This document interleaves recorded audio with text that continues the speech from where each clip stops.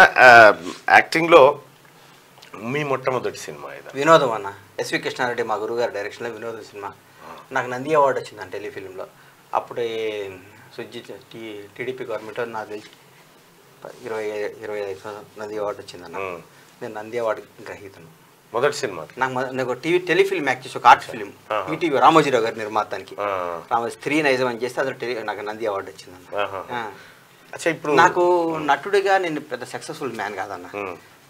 అన్న అతి మళ్ళా నాకు వేషం ఇవే అన్న వేషం ఇవే అనుకునే పరిస్థితి ఉండేది. నేను నిర్మాతగా సక్సెస్ అయ్యాను.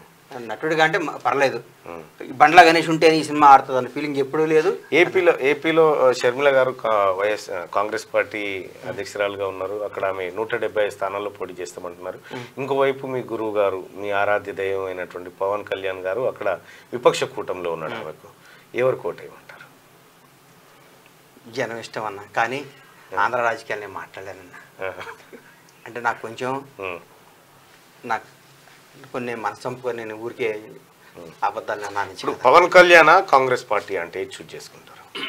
ఇక్కడ నేను కాంగ్రెస్ పార్టీనే కదన్నా, నేను కాంగ్రెస్. మీ ముందు ఆ 2 ఆప్షన్స్ ఉన్నప్పుడు పవన్ కళ్యాణ్ లేదంటే కాంగ్రెస్ పార్టీ అధికారంలో ఉండాలి, పవన్ కళ్యాణ్ గారు బాగుండాలి. ఇదేం లాజిక్ నువ్వు ఇది ఒక్కటే నన్ను వదిలే. ఇప్పుడు తండ్రి గొప్ప తల్లి గొప్ప అన్నట్టుంటే నీకు తెలుపు. నాకు ఆయన అంటే